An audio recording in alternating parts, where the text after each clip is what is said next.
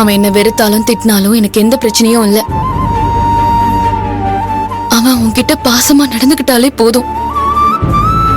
சரி மகள். அப்புறம் இந்த ஸ்வேதா எனக்கும் ஆதிக்கும் நடந்த கல்யாணம் செல்லாதுன்னு கோர்ட்டு மூலமா சொல்ல வைக்கணும்னு ஆதியோட அம்மாவுக்கு செக் வச்சிருக்கா. என்னால இந்த வீட்டுக்கு மருமகளா ஆதிக்கு மனைவியா இருக்கிறதுல துளி கூட விருப்பம் இல்ல. அதனால எனக்கு இதுல எந்த பிரச்சனையும் இல்ல மகள். அப்படி சொல்லாது மதி. உனக்கு கிடைச்ச வாழ்க்கையை நீ ஏத்துக்கோ. ஆதி உன்னை நல்லா பாத்துப்பான். அவனை மிஸ் பண்ணிடாத. இல்ல மகள், எனக்கு நடந்த கல்யாணம் ஒரு ஆக்சிடென்ட். நான் இப்பவும் உன் வாழ்க்கைய பத்தி மட்டும்தான் கவலைப்பட்டு இருக்கேன். என்ன பத்தி கவலைப்படுறதுக்கு எதுவுமே இல்ல மதி. என் வாழ்க்கையில எல்லாமே முடிஞ்சு போச்சு. உன்னோட வாழ்க்கைய பாரு மதி. இனி ஆதிதான் உன்னோட புருஷன். அதுல எந்த மாற்றமும் இல்ல. நீயா ஏதாவது கற்பனை பண்ணிட்டு இருக்காத. என்ன நீ நினைச்சது நடக்காது. உன் அப்பா அம்மாவை நினைச்சு பாரு. அவங்க உனக்கு நல்ல வாழ்க்கை கிடைச்சிருக்குன்னு நம்பிட்டு இருக்காங்க. அவங்களோட நம்பிக்கை கெடுத்துறாத. இங்க பாரு, ஆதி என்னதான் உன்னை வெறுக்கிற மாதிரி பேசினாலும் அவன் மனசுல இன்னும் நீதான் இருக்க. அதனால என்னைக்குமே அவனால உன்னை மறக்கவே முடியாது. உன்னை மறந்துட்டு என்னோட குடும்பம் நடத்தவும் முடியாது. நானும் அவனும் நல்ல ஃப்ரெண்ட்ஸா தான் இந்த வீட்டுல இருக்கோம். அப்படி சொல்லாத மதி. உங்க 2 பேருக்கும் ஊரறிய கல்யாணம் நடந்துருச்சு. ஆதி உனக்கு வாழ்க்கை கொடுக்கணும்னு முடிவு பண்ணிதான் உன்னை கல்யாணம் பண்ணிருக்கான். அதனால அவன் உனக்கு நல்ல புருஷனா நடந்துப்பான்.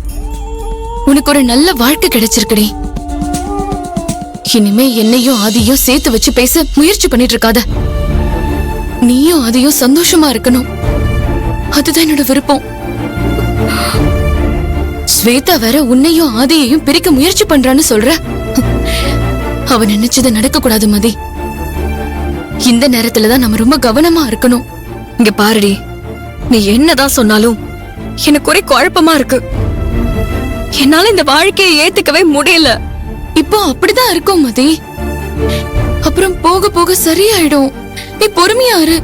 இங்க பாரு, அங்க என்ன நடந்தாலும் உடனே என்கிட்ட சொல்லு. பாய் மகிழ்.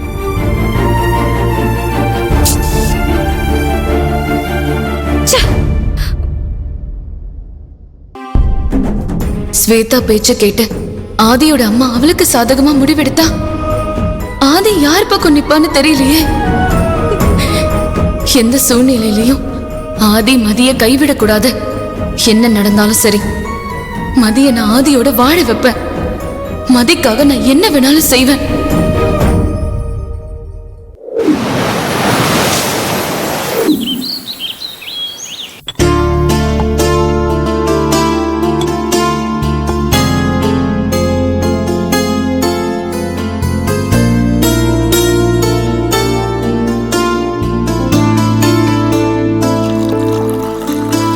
அண்ணி, அம்மா சாப்பிட வரலையா?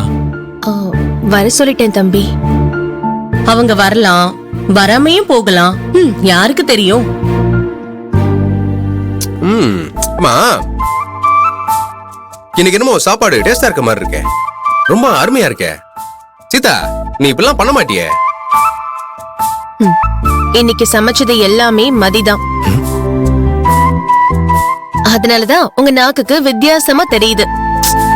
பரவாயில்ல, இன்னும் உங்க நாக்குல டேஸ்ட் இருக்கே.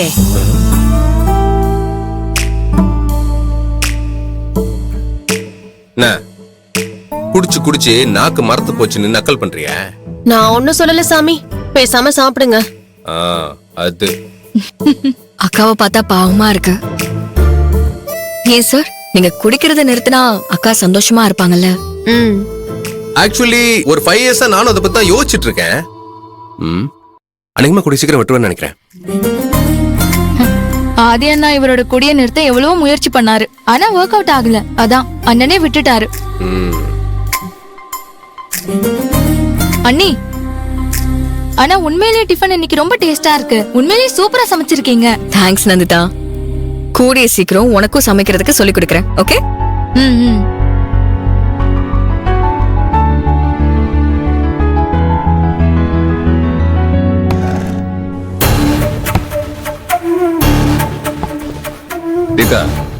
அவங்களுக்கு வை.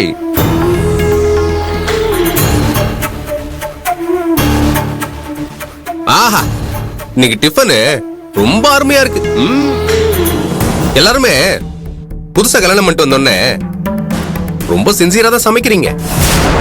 ஏன்னா சீதாவும் கல்யாணம் ஆகி வந்த புதுசுல இப்படிதான் ரொம்ப ருசியா சமைச்சா.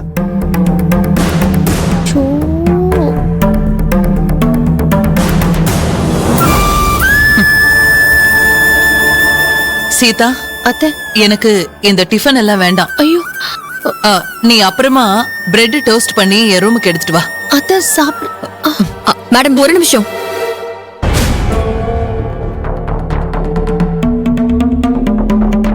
நான் சமைச்சதுனால தானே டிஃபன் வேண்டான்னு சொல்றீங்க.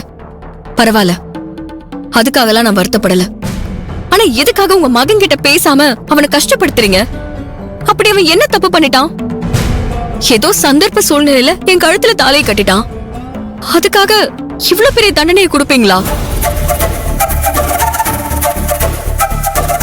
உங்க மேல உயிரை வச்சிருக்கிற புள்ளைய இப்படிதான் நீங்க அவமானப்படுத்துவீங்களா?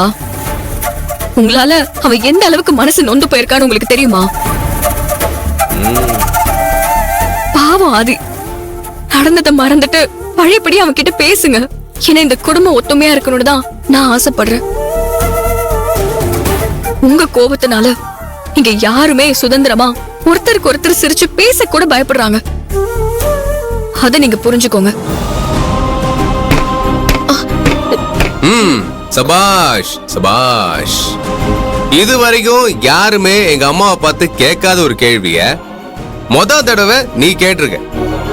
Good, very good. புது மருமகனா இப்படிதான் இருக்கணும். மதி, நீ என்ன பேசுறன்னு தெரிஞ்சுதான் பேசுறியா? நானே அமைதியா இருக்கும்போது நீ எதுக்கா அம்மா எதிர்த்து பேசிட்டு இருக்க? டேய், எதுக்குடா இப்ப மதிய திட்டுற? அவ கேட்டதுல ஒண்ணும் தப்பு இல்லையே. இங்க நடந்ததெல்லாம் பார்த்துட்டு தானே அவ கேக்குறான். அக்கா சும்மா இருங்கக்கா. உங்களை பார்த்து அவ இப்படி எல்லாம் பேசிட்டு இருக்கா. ஏய், எங்க இருந்தோ என் வீட்டுக்குள்ள வந்துட்டு எனக்கே அட்வைஸ் பண்றியா? உன்னோட பேச்சுல இருந்தே நீ எவ்வளவு பெரிய திமிரு பிடிச்சவன்னு நான் தெரிஞ்சுக்கிட்டேன். நான் நியாயத்தை தானே கேக்குறேன். அதனால என்ன நீங்க திமிரு புடிச்சவன்னு சொன்னா நான் அதுக்காகலாம் கவலைப்பட மாட்டேன். ஆனா நீங்க பண்றது சரின்னு நீங்க நினைக்காதீங்க. மதி, நிறுத்து மதி. எவ்வளவு தைரியம் இருந்தா என் கண்ணு முன்னாடி எங்க அம்மா எதிர்த்து பேசுவேன்?